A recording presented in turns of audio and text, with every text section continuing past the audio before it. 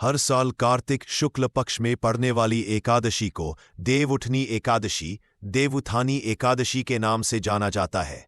इस दिन भगवान नारायण 4 महीने की योग निद्रा से जागते हैं और पुनः सृष्टि का संचालन करते हैं। इस एकादशी के दिन दान पुण्य का बहुत अधिक महत्व बताया जाता है। देवउठनी एकादशी को देव प्रबोधिनी एकादशी, देवोत्थान, कार्तिक शुक्ल एकादशी आदि नामों से भी संबोधित किया जाता है। देवउठनी एकादशी के दिन बहुत से लोग व्रत उपवास कर इस दिन की व्रत कथा पढ़ते और श्रवण करते हैं। आज हम आपको इस दिन पढ़े जाने वाली पौराणिक कथा के बारे में बताने जा रहे हैं। यह कथा इस प्रकार है। एक समय की बात है। एक नगर में एक राजा रहता था। राजा और उसकी प्रजा के सभी लोग श्रद्धापूर्वक एकादशी का व्रत किया करते थे। राजा के नौकर चाकर से लेकर पशुओं तक को भी उस दिन अन्न नहीं दिया जाता था। एक दिन उस राजा के दरबार में दूसरे राज्य से एक व्यक्ति आया। राजा के पास आकर उस व्यक्ति ने कहा, महाराज, मुझे एक नौकरी की तलाश है, कृपा आप मुझे नौकरी पर रख लीजिए। राजा ने उसकी सारी बातें तो तुम्हें भोजन के लिए सब कुछ मिलेगा, परंतु एकदशी के दिन खाने को अन्न नहीं मिलेगा। नौकरी पाने हेतु उस व्यक्ति ने तब तो हाँ कह दिया, लेकिन जब एकादशी की तिथि आई और उसे फलाहार खाने को कहा गया तो उसने मना कर दिया।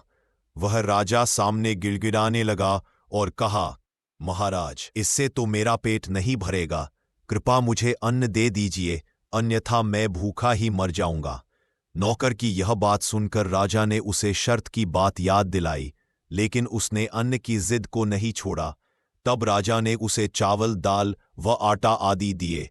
राजा से वह अनाज लेकर वह हमेशा की तरह नदी पर पहुंचा और स्नान आदि कर अन्न पकाने लगा। भोजन तैयार होने के बाद वह भगवान को बुलाने लगा, आइए प्रभु, भोजन तैयार है। उसके बुलाते ही भगवान पीतांबर वस्त्र धारण किए चतुर्भुज रूप में वहां आ पहुंचे और उसके साथ प्रेम पूर्वक भोजन करने लगे। भोजन करने के बाद भगवान वहां से चले गए और वह भी अपने काम पर लौट गया। कुछ दिन बीत जाने के बाद जब अगली एकादशी आई तब वह फिर से राजा से भोजन मांगने लगा। उसने राजा से कहा, महाराज, मुझे इस बार दुगुना सामान दीजिएगा, मेरे साथ भगवान भी भोजन करते हैं, इसीलिए दोनों में ये सामान पूरा नहीं पड़ता है। यह सुनकर राजा आश्चर्यचकित हो गया। वह बोला, ये कैसे हो सकता है कि भगवान स्वयं तुम्हारे साथ भोजन करते हैं? मैं इतने व्रत उपवास रखता हूं, पूजा करता हूं, लेकिन भगवान ने मुझे कभी दर्शन नहीं दिए। राजा की बातें सुनकर उस व्यक्ति ने कहा, महाराज, यदि आपको मेरी बात पर विश्वास न हो तो आप स्वयं देख लें। राजा एक पेड़ के पीछे छिप गया और वहां बैठकर सब देखने लग गया। उस व्यक्ति ने भोजन बनाकर भगवान को पुकारा, किंतु भगवान वहां नहीं आए। इतना बोलने पर भी जब भगवान वहां नहीं आए तो अंत में उसने कहा, हे प्रभु, यदि आप आज न आए तो मैं इस नदी में कूदकर अपने प्राण त्याग दूंगा। इतना कहने पर भी जब भगवान वहां प्रकट नहीं हुए तो वह प्राण त्यागने के उद्देश्य से नदी की तरफ बढ़ा। उसके प्राण त्यागने का दृढ़ इरादा जानकर भगवान शीघ्र ही वहां प्रकट हो गए और उसे ऐसा करने से रोक लिया। भगवान ने उसके साथ बैठकर भोजन किया और फिर अपने धाम को लौट गए। यह देखकर राजा की आंखें खुल गई और उसने सोचा कि व्रत उपवास का लाभ तब तक नहीं होता है जब व्यक्ति का मन शुद्ध न हो।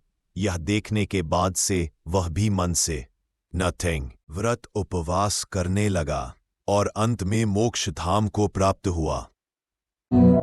कृष्णाय वासुदेवाय हरये परमात्मने प्रणतः क्लेशनाशाय गोविन्दाय नमो नमः।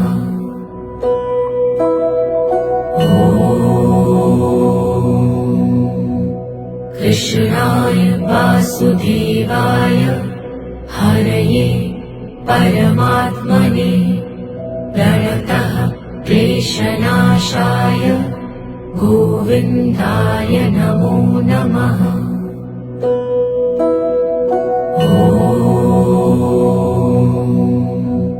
कृष्णाय वासुदेवाय हरये